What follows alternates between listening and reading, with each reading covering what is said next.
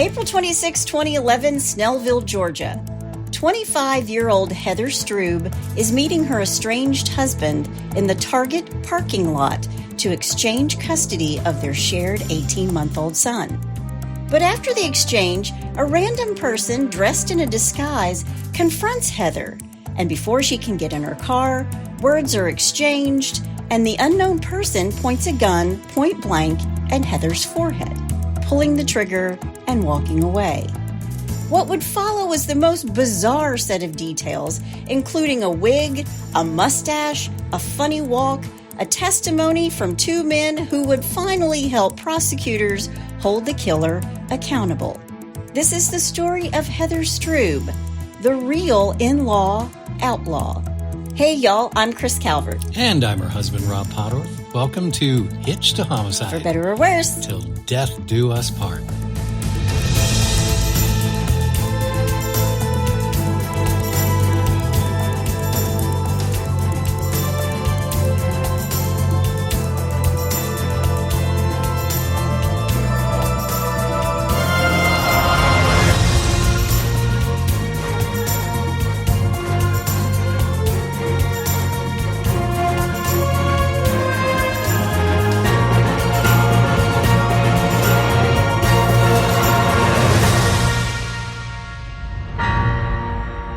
Welcome back, everybody. Yes, welcome. And for our Northern Marianas Island friends. I don't even know where you are today. Well, if you know anything about World War II history, say that 10 times fast.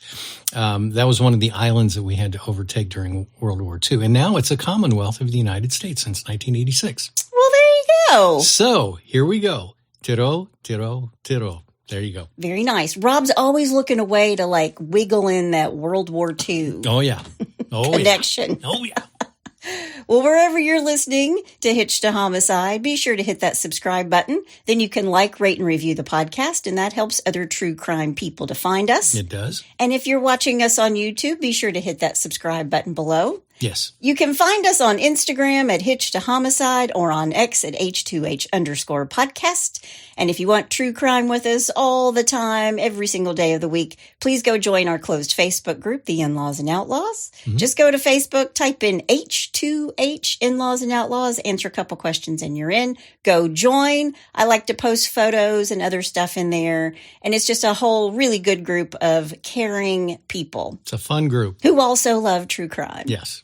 We also now have a Buy Me a Coffee link. If you want to send Rob some coffee, he's drinking it right now, I'm sure. Please do. You can find that link in our show notes. We appreciate all your messages and emails. Thank you for being with us. Yes. Each and every single week. Know that we really do appreciate it. We do. Rob, I got a couple little jokes for you today in the beginning. Here we go. Do you know the difference between George Washington, Richard Nixon, and a mother-in-law? Oh, my God. No, I don't. Washington couldn't tell a lie. Yeah. Richard Nixon couldn't tell the truth. And a mother-in-law doesn't know the difference. Cheers. I got one more. Okay, go for it. One more for everybody out there who has trouble with their mother-in-law. Rob and I have never had this problem. No. Ever had this problem. No. Why did the mother-in-law cross the road? I have no idea. She thought it was a boundary. But I'll be here all week. Try the veal. I was trying to get to it before you. I'll be in the red room. Daggone it. I swear. Before we get started, let me thank some sources. Dateline NBC, Yahoo, Find a Grave, the Atlanta Journal-Constitution, CBS News, WSB Radio, the Rockdale Newton Citizen, the State of Georgia versus Hayes, Kylie True Crime, and the Snellville Confidential, and finally, the Facebook group RIP Heather Allen Strube. I will have a link to all of those sources in the show notes. All right. Well, you ready? I am. All right, let's do it. Heather Suzanne Allen is born on April 20th, 1984 in Georgia. Georgia. We love the South. Yes, we do. Her parents are Henry Allen III. He goes by Buddy. and Mary Carolyn McKinnon Allen is her mother. Okay. She has two younger brothers, Henry, and her parents actually adopt another son from Guatemala. His name is Hunter. She attends Calvary Chapel in Stone Mountain, Georgia. That's like a K through 5 school. Then she goes to Shiloh High School in Snellville, Georgia, Auburn University, and Perimeter College, where she was earning her business degree. All right. Heather is a good student. She has lots of friends. She's a beautiful girl, blonde, blue-eyed, just gorgeous. When she's 15 or 16, she's dating a boy from church. And when these two break up, Heather meets Stephen Strube Jr. Okay. Heather is now 16 years old and Stephen is 17. These two meet at a church youth group gathering. All right. Heather is a person of strong faith. I just want to say that from the get-go. Okay. Heather and Stephen are in high school together. They're high school sweethearts. And in May of 2004, when she is 20 and he is 21, Heather and Stephen get married. Wow. Now, in the beginning, I believe Stephen treated Heather well. Her parents have even said he was good to her. But somewhere in there, things go sideways for Stephen. And during all of this, Heather's family moves to Covington, Georgia, where they own a floral business. Heather actually works there as a floral designer in one of her family's floral shops in Conyers, Georgia. All right. And Stephen works in construction. And I found it kind of interesting that they both were sort of following in their parents' footsteps. Heather in the floral business and Stephen in construction because his mother worked in construction. I see. Stephen's parents are Joanna and Stephen Strube Sr. And Heather's mom has said that Stephen's mom, Joanna, she was different. She was, quote, peculiar, reclusive. She was a bless your heart. And anxious, end quote. Bless her heart. We're going to bless her heart a lot today. Uh-oh. And the family that Heather married into, according to Heather's mom, was different than they were. These two families aren't close or even good friends. And according to Heather's mom, Mary, quote, we had extended offers to be part of our family several times, all of which were declined, end quote. Wow. So, I mean, that's a huge thing. I think it is. It doesn't matter if you're in the South or not, because I know if you're in New York or upstate or Jersey and you got a big Italian family, everybody's family, right? Yeah. And in the South, it's really the same way. Everybody's family. You go west, everybody takes care of everybody else. Sure. But Joanna just didn't want to be a part of Mary and Buddy's family and their beautiful daughter, her daughter-in-law, Heather. She ever have a reason why? No, just that they're just not interested. Now, I don't know when exactly that Stephen's parents, Stephen Sr. and Joanna, divorced, but it wasn't amicable, and it didn't end well.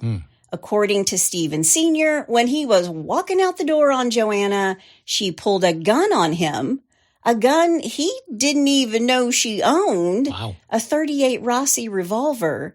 And in the midst of a final argument, Joanna puts the gun to her husband's head, point blank, in the middle of his forehead. Joanna threatened her soon-to-be ex-husband, saying, quote, I'm going to kill you, end quote. Wow. And he said to her, quote, don't do it, end quote. Well, that'll show her. That's called foreshadowing. Uh-oh. Let me put the dog down. I mean, this isn't even foreshadowing in this case. This is like the writing on the wall. There's just writing on the wall, okay? Wow. She did not kill him, and these two part ways. She goes on to marry a man named Jack Hayes, but Joanna's marriage to him will also fail. She will file for divorce when Jack just up and disappears. Really? And then the case was dismissed when neither of them showed up at their divorce hearing. Wow.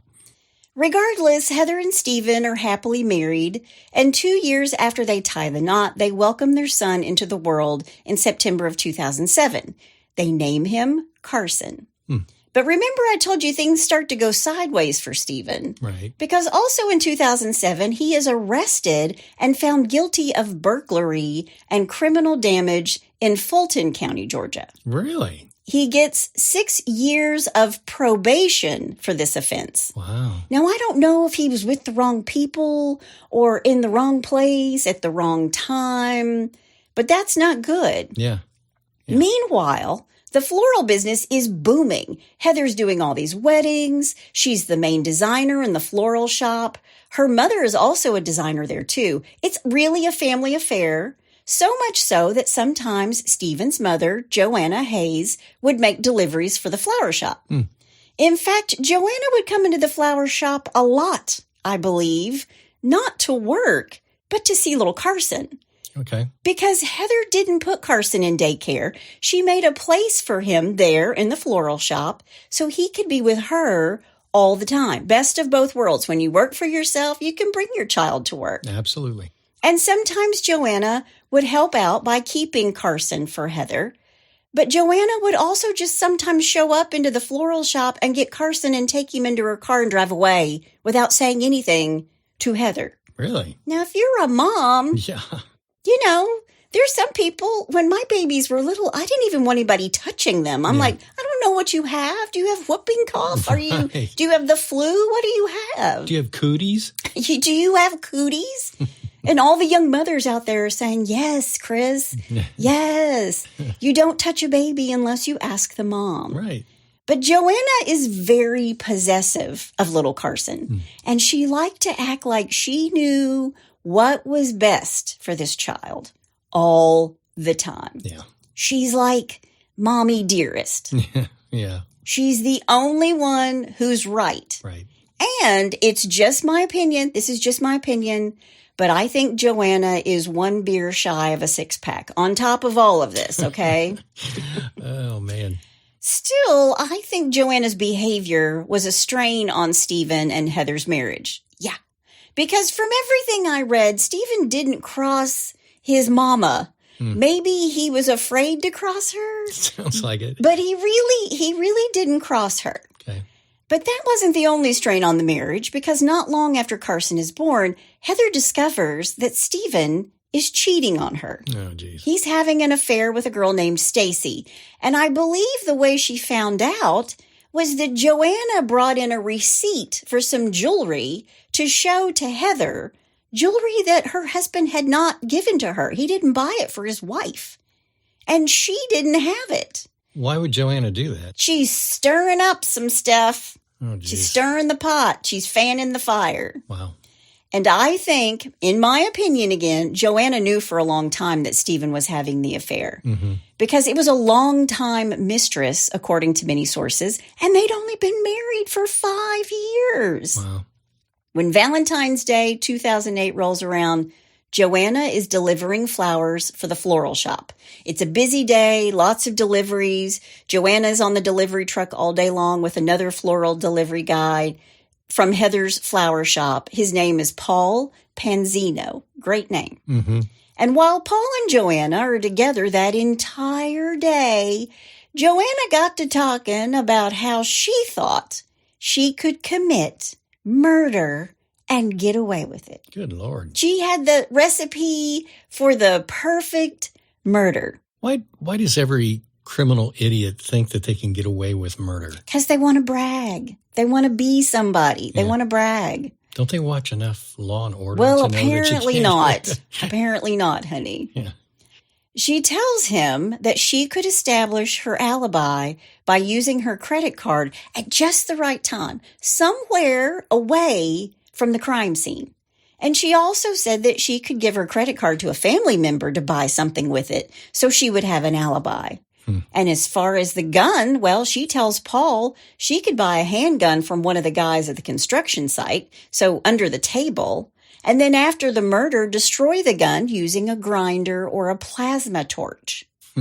Then she'd throw the rest of it away in a lake. By the way, she owns both a grinder and a plasma torch, and she keeps these things at her home. Wow. So on Valentine's Day, the day of love, she's telling this guy that she's delivering flowers with, this is how I would kill somebody. She sounds like a normal person. Yeah, just a normal mother-in-law. Just casual conversation. Yeah. As for Stephen, well, he's out having this affair, but he's also out getting into trouble again. Because in 2008, he's arrested on theft by receiving. And again, he's given this time 5 years probation. And during all of this, Heather opened her own floral business. So there is lots going on, lots of stressors, in particular for Heather, right? Right.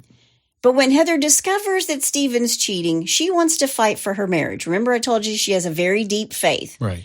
So she and Stephen start going to counseling. But Stephen just tells her straight up he wants a divorce. He wants this other woman, and he's choosing this other woman over his wife and his child. Choosing it over a life with his wife and his child, I should say. Yeah. Now, by June of 2008, Heather and Stephen have separated. And when this happens, Joanna is thinking that she wouldn't be able to see her grandson, Carson. And she said the breakup was all Heather's fault because she was a bad mother. She said that Heather didn't change Carson's diaper when she should, and that the baby had dirt under his fingernails. I guess it had absolutely nothing to do with the fact that her son was cheating and breaking the law, Joanna. Yeah, exactly.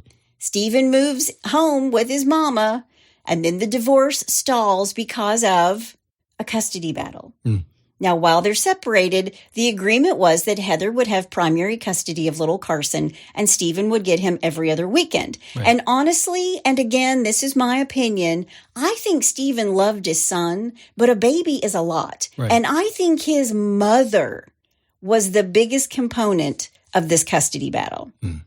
I honestly think he probably just wanted to move on with his new girl and see his son when he could. Sure. Now, and again, that's my opinion. Right. So don't email me. Now, as Heather tries to heal her little broken heart and also get divorced, she meets a new man. His name is Michael Vickers. Michael and Heather, I believe, had a wonderful, healthy relationship. He loved her and Carson, and he was very supportive of her through all the divorce proceedings because it was starting to get ugly. On these every other weekends, Heather would meet Stephen in the Target parking lot in Snellville, Georgia. And it was kind of halfway between for both of them. And a lot of parents who don't get along and share custody will meet in a public place to exchange kids just to avoid any confrontation. It's harder to make a scene in public, right? Sure. And this Target was a really busy area. And when I read that, I thought, what Target isn't busy? Yeah, Target. Exactly. I get lost in that place. Yeah, what is the thing? You don't have a list when you go into Target. You just let Target tell you when you arrive. Of course. What you need. It's kind of like me when I go to Lowe's. Yeah. I go into Target to buy deodorant and come out with $200 worth of things I knew I didn't know. Yeah, right? Right. But the Target store has security cameras in the parking lot. So security and lots of eyeballs because just the sheer number of people coming in and out of this strip mall. I believe there was even like a Marshall's or a TJ Maxx in this same shopping center. So lots of people, lots of eyeballs. Eyeballs like Daryl Myers, who on Saturday, April 25th was staying at a hotel adjacent to the Target parking lot. He's outside the hotel. He's having a smoke. And he notices a white Ford F-150 with an extended cab. And the person inside the cab is looking over the parking lot, watching with binoculars. Daryl sees this person casing the Target parking lot, and he thinks it's odd, but nothing more. But he doesn't just see this white F-150, this Ford F-150, this person is driving. He doesn't just see it once, but twice. And he notices that it has a black plastic trim that has been added to the truck down the side. It had black side molding on a white truck. So pretty easy to recognize, right? Yeah, especially if it wasn't factory. Not factory. Yeah. Sunday, April 26, 2009, at about 5:30 p.m., Stephen, along with Carson in tow, leaves the house he shares with his mother, Joanna. Joanna and her then-husband also leave the house, all in separate vehicles, before Stephen has packed up Carson to head to Target. Now, Stephen arrives a little early. He sits in the parking lot waiting for Heather to show up in her maroon Cadillac Escalade. I've also read that she arrived first as well. But Stephen has had Carson for the weekend, and Heather is there to pick him up. Okay. Now, Heather never liked to get Carson on her own. She liked it when someone else was with her because it could get contentious between her and Stephen. Right. And if she couldn't find someone to go with her to pick up the baby for the baby exchange, she would have a routine where she would call somebody, a friend or a family member, just as soon as the exchange was over, just to say, I'm okay, and I have Carson and he's safe. It was successful. I've picked up Carson. Okay. It's just before 6 p.m. Stephen and 18-month-old Carson are waiting in the parking lot in a minivan for Heather. She pulls in. For her, it's going to be a quick trip. She's not planning on staying for any kind of chit-chat because Heather has plans for dinner. Okay. And while Stephen and Heather are exchanging the baby, a strange man was seen walking around in the Target parking lot wearing khakis and a blue shirt. And this person is wearing a bad black wig and a mustache. Okay. This person, this man, it looks like a man, is loitering in the background while the baby exchange is happening. Right. Heather puts Carson in his car seat in the back of her SUV. Stephen drives away in his mother's minivan. And it's at this point, this mysterious person wearing an obvious black wig and fake mustache walked up to Heather really quickly. And remember, this character's been wandering around the parking lot. Sure. They walk up to Heather, and witnesses will say that Heather had a surprised look on her face when she's approached by this person in the wig and mustache. Heather speaks briefly with them, and then backing away, Heather tries to open the driver's door of her Escalade. She's going to leave. She's already put Carson in the car seat and shut that door. Right. She's trying to open her door to get in, and this person shuts it, slams it. The person in the wig and mustache shuts the door. Okay. And it's at this point that Heather sees a passing motorist in the parking lot, and their eyes meet, and she utters the word, help. When this happens, the person wearing the wig and stash pulls a handgun from a black messenger bag they have over their shoulder. They quickly put the weapon to Heather's forehead, point blank. They fire the gun once, fatally shooting Heather in the head, and then they calmly walk away. Wow. Now, remember, this is a busy parking lot on a Sunday evening. People in the parking lot are shocked. They can hear the sound of the gunfire. Some rush to Heather's aid. 911 is called, and the woman on the phone who is with Heather is telling Heather to hold on, while she's talking to 911 dispatch. The 911 call is heart-wrenching. Wow. And I even read that the 911 call center is just flooded with calls. Wow. Now, police arrive at 6:03 because Officer Neil Carter, he's a new rookie cop on patrol just a few miles away. He's the first person there. And when he arrives, people are hysterical. They tell him that someone, a man with black hair, a wig, and a mustache, shot Heather point blank in the head. They tell him there's a baby in the back of the car. So first he checks on Heather, but she has passed away right there on the scene. She's mortally wounded. Sure. She basically dies with a stranger holding her hand, telling her to hang on, and crying. Officer Carter removes little Carson from the back of his mother's car and puts him in his car seat in the back of his cruiser. And if you can believe this, Carson was asleep. Jeez.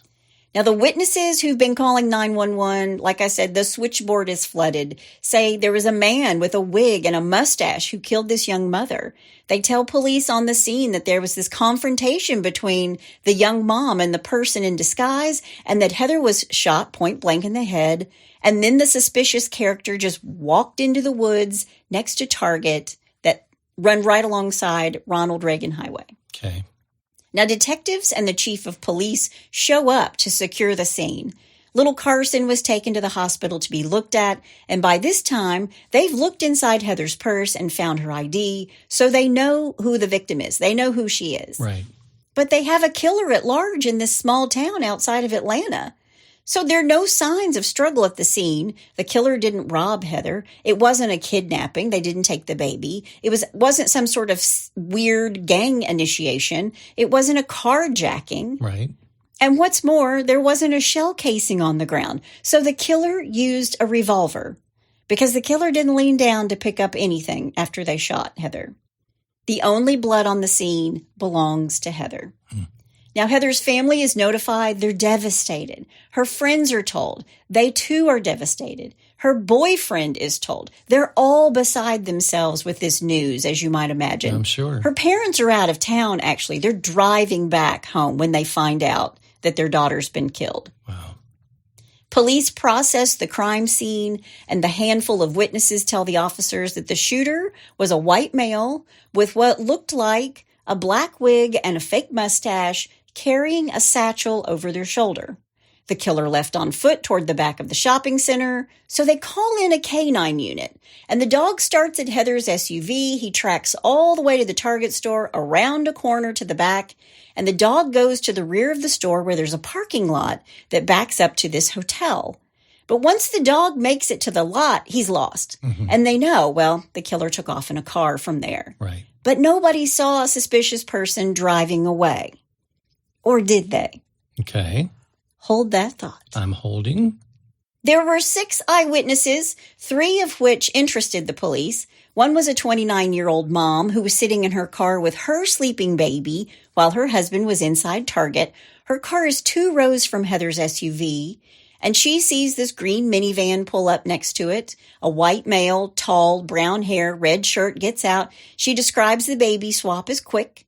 She sees the odd man who'd been wandering around the parking lot. He changes direction, makes a beeline for Heather. He walks to her while she's putting the baby in the back seat. Then seconds later, Heather screamed and backed up, still facing the killer. She closed the door to the back seat, tries to get in the driver's door. She opens it. The killer closes it and stands in between her and the car. This person's keeping her from getting in the car. Right. And then these 2 exchange words. Heather seems startled. She's taken aback before the gun was pulled and Heather is shot. Now, another witness who was 18 years old was driving by. She thinks it's a fight between a boyfriend and a girlfriend. And as she passes by, her window is down. And this is the girl who Heather says, help to. And this young girl knows she heard those words, but it all seemed surreal to her, like, is this really happening kind of thing? Sure.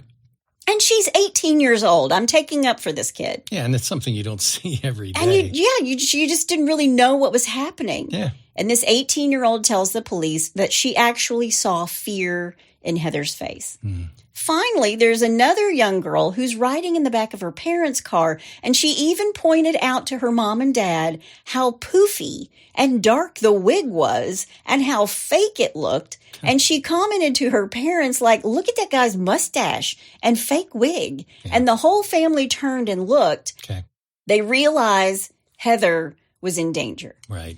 The girl in the back of the car sees the man in the wig reach over his shoulder and into his bag and pull something out. Mm-hmm. It's the gun. Right. Now, the mother in the car with the baby just sitting in the car, everybody else is driving. Sure. She sees the man in the wig fire a single shot, but she can't see the gun. Mm-hmm. And all 3 of these witnesses saw Heather drop to the ground, and all 3 said the shooter calmly walked away. Amazing. Now, the witnesses all said that the shooter looked like a boy or a little man who was wearing a disguise. Right. And because of these descriptions, the killer and the encounter, police think that Heather knew her killer because she was arguing with this person. Right. So police know Heather's in the Target parking lot to get Carson, the exchange, and she's going through this custody battle that has delayed her divorce. But who knew that she would be in that particular parking lot at 6 p.m. on that Sunday night? Let me think. Yeah. The list is pretty short. Yeah. And the police narrow it down to about 12 people, 7 of whom fit the profile, a male shooter. Now, the last person to see her alive is her estranged husband, Stephen, and they want to talk to him. And for the record, a lot of folks thought he was the killer right off the bat. Right. And police show up at his mom and stepdad's home, and they knock on the door, and a young man answers, and they ask for Stephen Strube. And the guy says, he's not here. And then an older man comes to the door, and the police tell him, this is Stephen's stepdad and Joanna's husband at the time, that they're there to talk to Stephen Strube. And the stepdad goes, well, that's who answered the door. Oh, man. So, red flag. Why did Stephen lie? Yeah. Well, Stephen had a probation violation, and he thinks that's why the police are there. They're coming to charge him with violating parole. Man. They tell him while they're there And Stephen cries. He's shocked when they tell him that Heather is dead. He's traumatized. Sure. He asks about Carson, apparently, and apologizes for lying. He tells police that he and Heather had resolved their custody battle and had agreed that she should have full custody of Carson. Oh. He said after he left, he met up with his girlfriend at a car wash, and he had receipts. They're not ready to rule out that he had something to do with the murder. Right. He could have hired somebody who knew the meeting exchange, right? Yep. And only a few knew about the target location. Right. So there's a murder for hire theory in the back of the police's head. Of course. They want to talk to Stephen's mother, Joanna, but she's out of town. She'd left on a road trip earlier that day to see her parents in South Georgia. She was going to do some work down there on a rental property. So police interview Heather's current boyfriend, Heather Vickers, who fits the physical description, and he knew every detail of the usual baby swap. Right. He'd been with her before for the swap, but he doesn't own a gun, never shot a gun. He loves Heather with all his heart.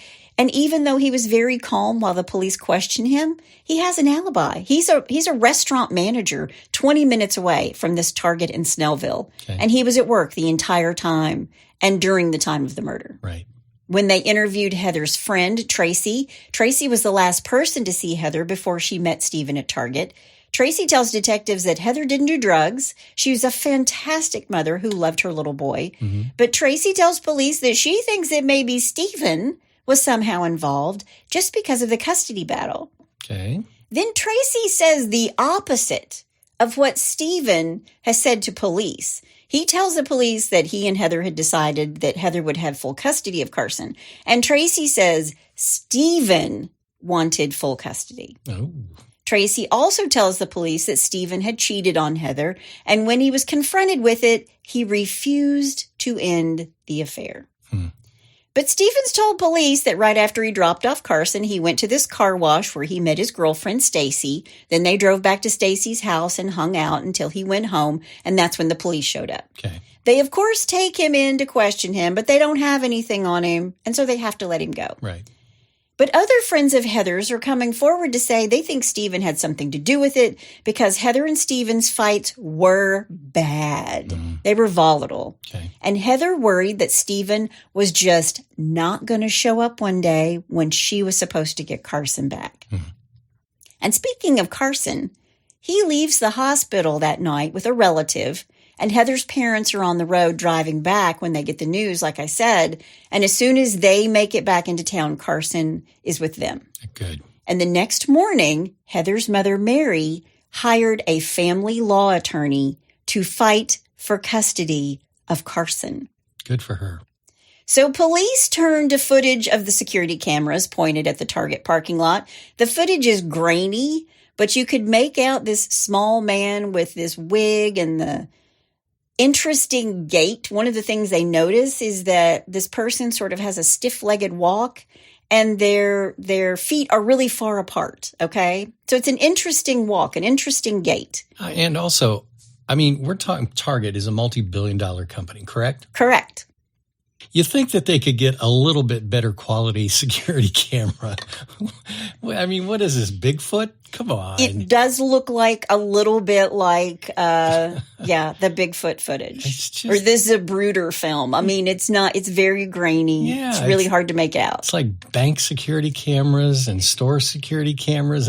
You've got better phones or better cameras on our iPhones. Well, this was 2009. I don't care. My guess is they have better security cameras. I hope so. Okay. That's my guess, that they do. I'm done with my rant now. Nothing against you, Target. I love you. No, Target's awesome.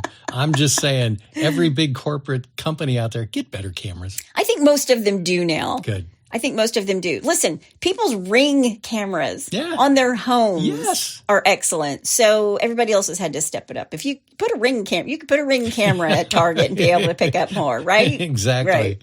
All right, I'm done. Okay. So they see this grainy footage, this person's walking a little funny, and the murder itself is not captured on camera because these cameras are constantly panning, and it had panned away during the murder. Okay. But they can see the killer walking in the exact same speed and gait, walking up to Heather to shoot her and walking away from Heather. And this odd gait, this odd walk, the killer walked straight-legged, wide stance, feet really far apart, okay? Weird.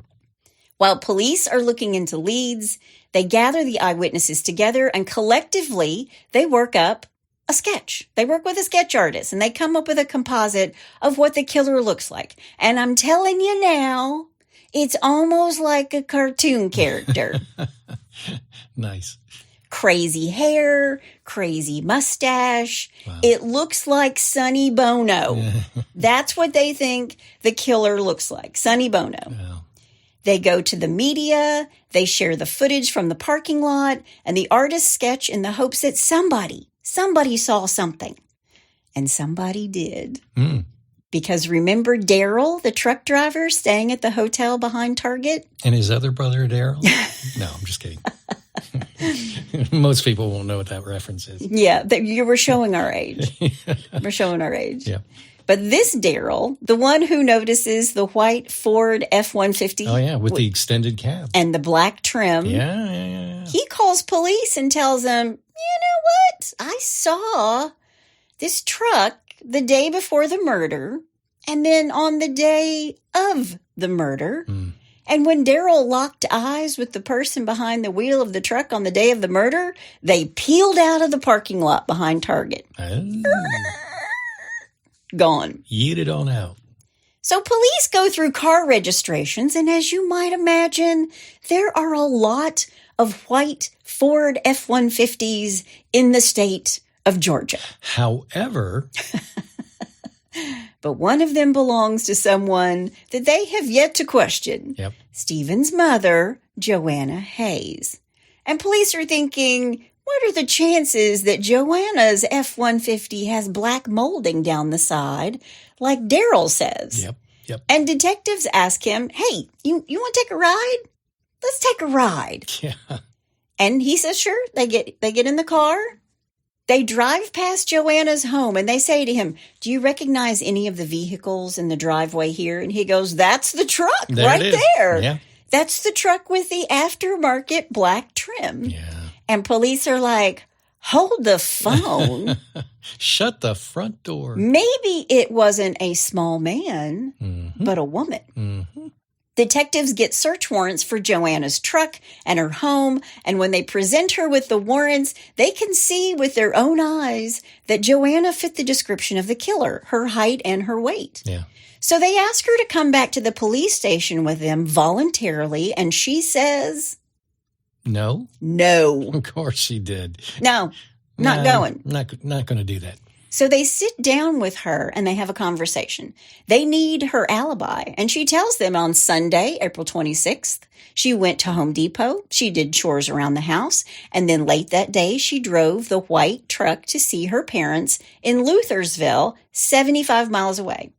She left around 5:15, 5:30, and told them it took her anywhere between an hour and a half to 3 hours to get to her parents' house because she stopped at the post office and she also went to a Wendy's in Noonan along the way.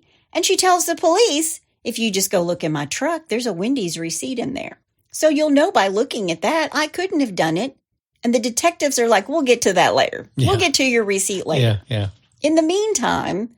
tell us about your relationship with Heather. And she tells the detectives that she didn't want to answer that. But then she proceeds to tell the police that Heather was a horrible mother. She's a bad mom. That Heather didn't change Carson's diaper when she should, and that the baby had dirt under his fingernails. She also said that not only was Heather a bad mom, but Heather's mother, Mary, was also a horrible mom. Wow. So they search inside Joanna's home. They've got the search warrants, and they find firearms, which they confiscate. Okay. There's no wig, no mustache, no clothing, nothing like what the killer wore. Right. But the more they interviewed Heather's family and friends, the more they learned about Joanna. She was controlling. She wore the pants in the family. Heather didn't like the way Joanna tried to act like a mother to Carson instead of a grandmother, never asking permission to take Carson and always telling her that she was doing everything wrong. Now, Heather's funeral takes place, and police are checking the ballistics of the weapon and looking for connections. They've processed the white Ford truck and found the Wendy's receipt in the glove compartment with the timestamp of 7:19, more than an hour and 15 minutes after the murder. Okay. Now, after this, police call Stephen back into the police station to talk to him. And on May 5th, 2009, they put him in an interrogation room. They show him the sketch, and then they show him the surveillance footage of the person in the wig and mustache walking through the parking lot. All right. And of course, cameras are rolling inside this interrogation room, and Stephen watches this footage, and you can see the look on his face change. He knows that the killer is his mother. Wow. And Stephen has a visceral reaction. He thinks he's going to be sick. He tells police, quote, "I'm screwed up. My son's life is going to be because his mom's dead," end quote. And all the while, the detectives are saying to him, quote, "It's your mama. That's your mama, isn't it?" To which he replies, quote, "She could not possibly be this stupid," end quote. Want to bet? Now, police want Stephen to call his mother from the police station, and they're going to record it. They want to strike while the iron is hot, and Stephen's still in this stupor about his mom, right, seeing his mom dressed up. Sure. So he calls his mother, and he tells her while he is crying, quote, "It looks like you. Why did you do it?" end quote. And she says, "I didn't." And then she says, quote, "I guess they'll be coming here to arrest me, huh?" end quote. Now, when they do go see Joanna, this time she agrees to come into the police station. And let me tell you, brother, she is arrogant. Really? She has no intention of confessing to anything. They show her the sketch and they say, this looks like you. This is you. And she said, "I don't see it." She tells them she didn't know that Heather and Stephen exchanged the baby at 6 p.m. every other weekend. What? She stayed out of the divorce and the custody battle, saying it was none of her business. Unbelievable. She tells them she had little, if anything, to do with the custody battle over Carson. That's totally believable. Yeah. Not. She says, "I'm not a controlling mother or a controlling mother-in-law." And she really couldn't remember what she had done that day, only that she went to her parents' home that night and she'd stopped for a Frosty, which she has a receipt for. And they ask her about the guns, and she tells them that they were her husband Gerald's. And when they ask her if she ever shot a gun, was she good with a gun, she kind of hem-haws around a little bit. She tells them that her daddy used to take her out when they were tiny. They ask her again about Heather, and she says that Heather was no angel, more like a woman beset by demons who made Stephen's life a misery. Jeez. She tells police that Heather was a gambler and was addicted to it and had run up debt that Stephen was responsible for. What? But police already know Heather's financials. She did like to bet online, but it was always in small amounts. Right. She tells police that Heather had stolen jewelry that Stephen had been looking for, and that Heather, again, was a bad mother. And when I heard that stolen jewelry thing, all I could think of was it the jewelry that he bought for his other girl? There you go. And when Joanna figures out that they don't have enough to arrest her, she starts taunting them. And when the detective leans in, you know how we always talk about how detectives like lean in? Sure. He leans in and tells her, "Look, now's the time. Now's the time to tell the truth." And she leans into him and stares into his eyes. Then she stands up and says, quote, "Like I said, when you get your little blood and whatever you're going to find in the truck, let me know," end quote. And she walks away. Wow. Taunting them. She is so condescending and cocky.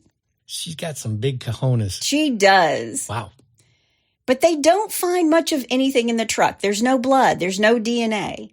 What they did find was a single solitary fiber of something called olefin.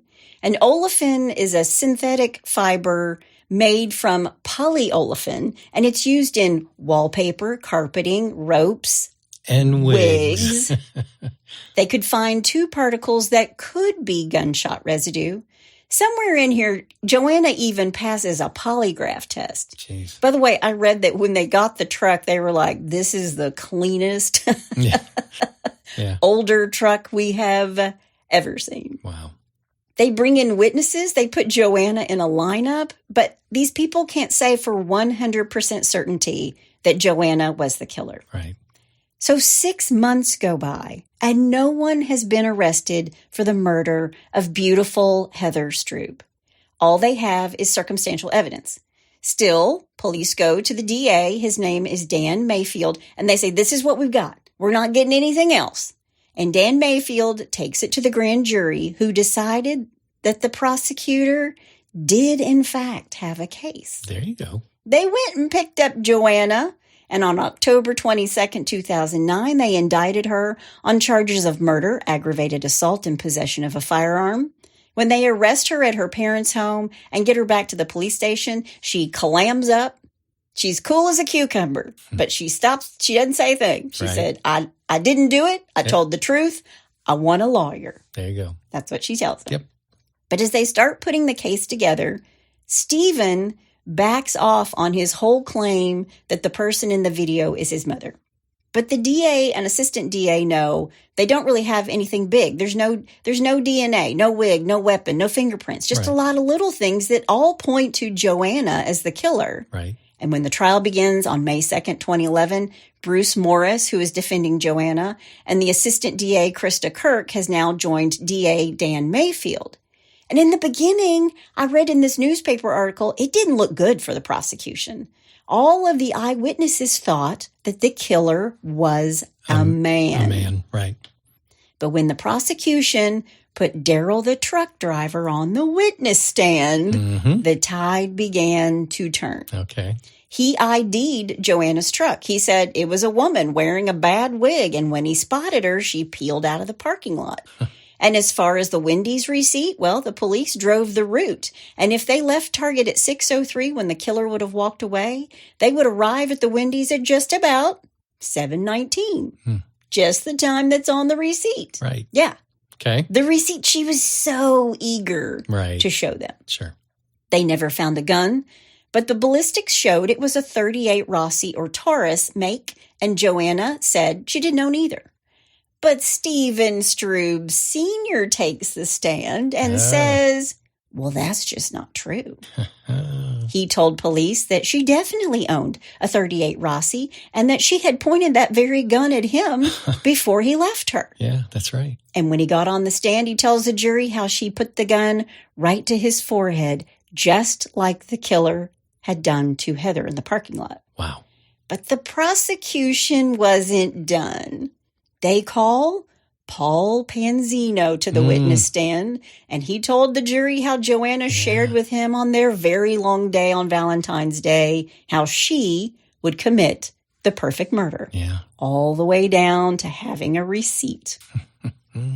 He even went as far to say that she had told him she wouldn't drive her minivan or her Dodge truck, which had a big dent, but she would drive the white Ford F-150 because there were so many of them. And, quote, I'd have a disguise. Then all the clothes I wore that day, I would throw in different places along the way and get rid of them, end quote. Wow. Yeah. What an idiot. The DA put Hope Prilsbisky, hope I said your name correctly, Hope, who said she grew up with Stephen and Heather Strube in church and spent 3 or 4 evenings a week at Joanna Hayes' home.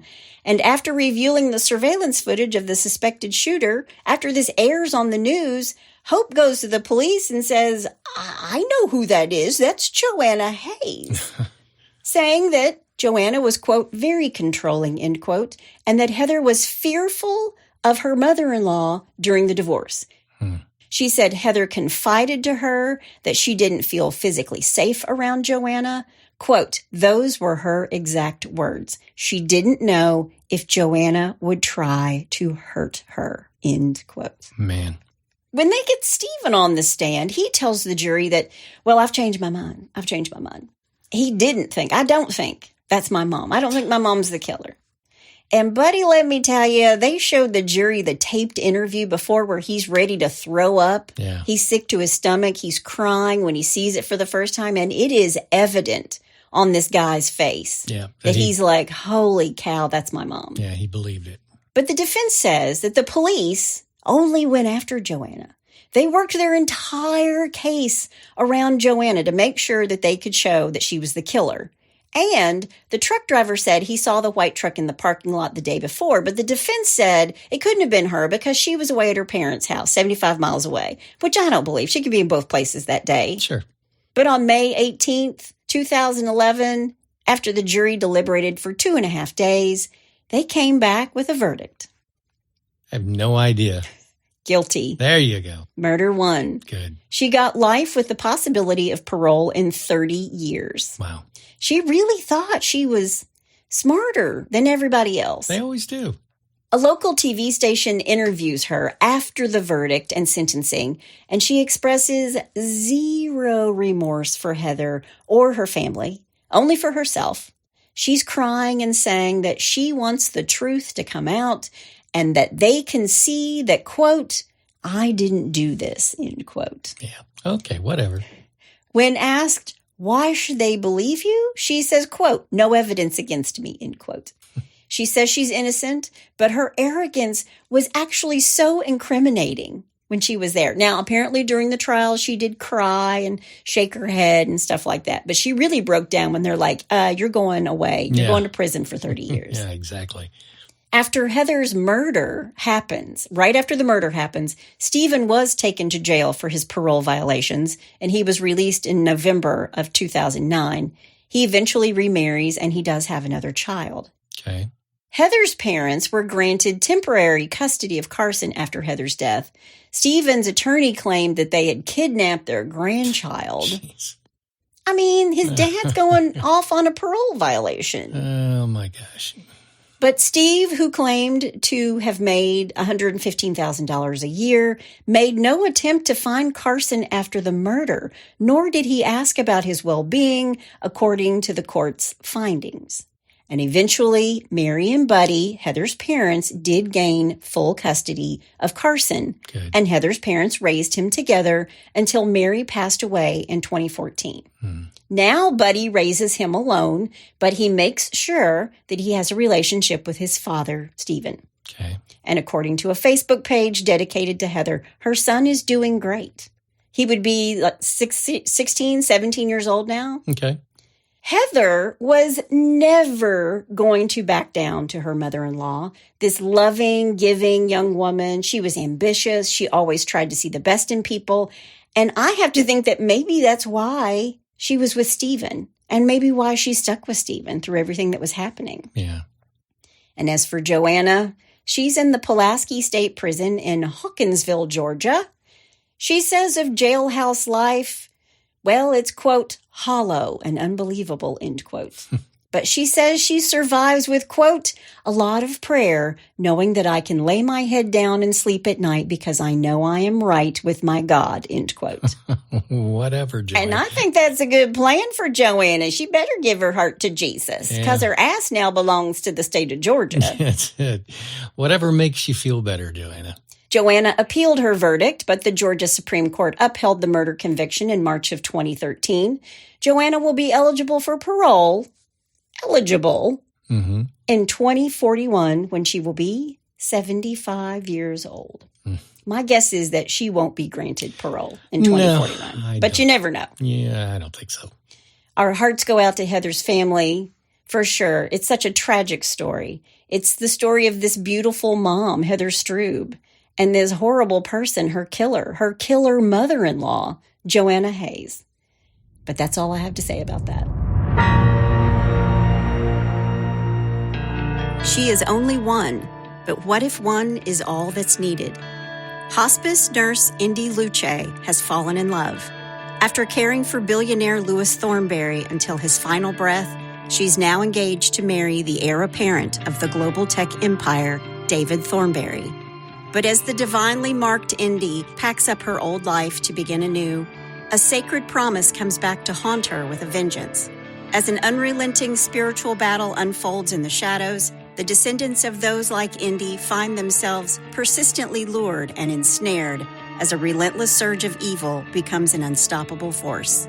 With malevolent entities following her every step, what Indy doesn't know about her family's sacred covenant could tip the scales of good and evil.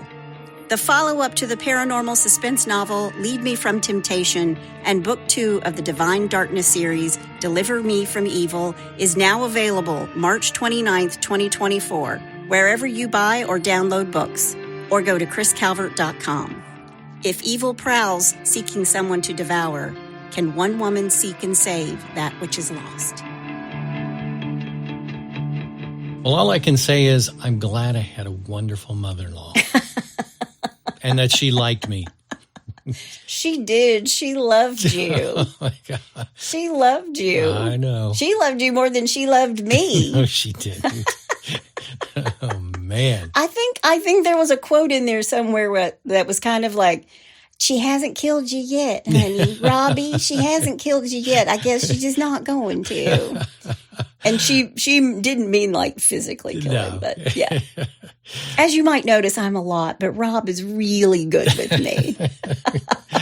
She's very easy to take care of. Yes. And me, I'm very easy to take care of. Yes. Yeah, of course. Okay. My mother-in-law was also, I've had two mother-in-laws and they were both amazing. Yeah.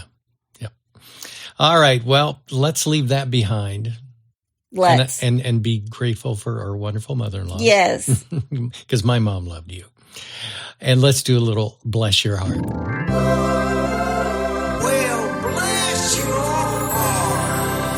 All right, number one, and let me preface all this by saying that all three of these are from our In-Laws and Outlaws members. All right. Yep. So I will name these as we go along. The first one I'm calling Leaving No Stone Unturned. And this is from our In-Laws and Outlaws member, Nicole Howard. So thank you, Nicole. Thank you, Nicole. Yes, thank you, Nicole. All right. Jacksonville police arrested a homeless man after he burglarized a business near downtown Jacksonville overnight. Okay. We're in Florida, I'm Yes, assuming. yes. Okay. Officers stopped 48-year-old James E. Havens in the 300 block of East State Street just before 1 o'clock in the morning. Okay. All right. Nothing good happens after 1 in the morning. No. According to police officials, he was driving a handcart down the street with a headstone in it. A hand cart, like that kind of hand cart, like where you're pumping it to get down the street? No, just a handcart. You know, like a lot of homeless people have shopping carts. And Oh, I was like on a railroad, No. pumping the hand on like a teeter-totter on either No, side. he just had his little handcart with him. Okay. And he had a headstone in it.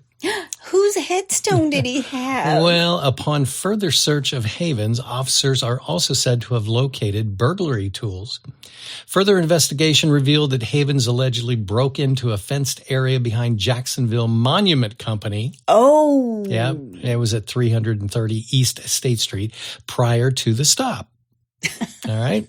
Okay. Havens has been cited for burglary, possession of burglary tools, and criminal damage to property. He's being held at the Morgan County Jail awaiting pretrial detention hearing. So he didn't take like a particular person's headstone. He just found one that he really liked. You know, it makes me think of what's that? Employee of the Month, where the woman shows up, she's buying the casket, and he's like, "I'm so sorry for your loss," and she's like, "Oh, he's not dead yet. This is just I can't pass up this deal. This deal's too good to pass up." So this guy, he was just just getting his headstone. He's getting ahead of it. Yeah, exactly. He's preparing. Ahead of it. All right. Oh, thank you. We'll be here all week. Try the veal. Yeah. Red Room.